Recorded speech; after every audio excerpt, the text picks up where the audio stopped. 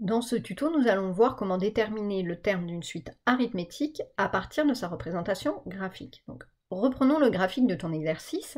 On a représenté deux suites, UN et VN.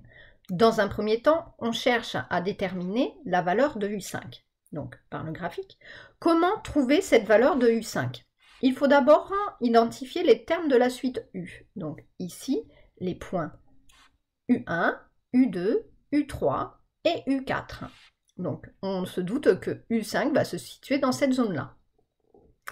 Pour pouvoir définir correctement sa position, il faut savoir de quelle valeur on descend pour passer d'un point à un autre. Donc, pour passer de U1 à U2, on descend de moins 0,5. Pour passer de U2 à U3, on fait à nouveau moins 0,5. De U3 à U4, moins 0,5. Et enfin, la position de U5 se détermine ici. Graphiquement, on lit donc que U5 vaut 2. Un petit rappel pour trouver U5 en utilisant la formule. Donc, la formule, je te rappelle, c'est UN égale U1 plus N-1 facteur de R. Pour utiliser cette formule, on a besoin de connaître U1. Graphiquement, on fait la lecture suivante, donc U1 égale 4.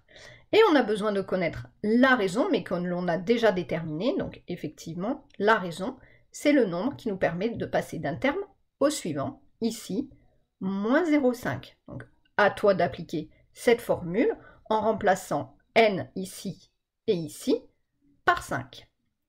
Dans la suite de ton exercice, on doit également déterminer V5. Donc tu dois appliquer la même méthode, c'est-à-dire identifier les termes de la suite Vn, donc ici, là, et puis là, de déterminer la valeur de la raison qui te permet de passer d'un point à un autre pour déterminer la position finale de V5 et de lire graphiquement sa valeur.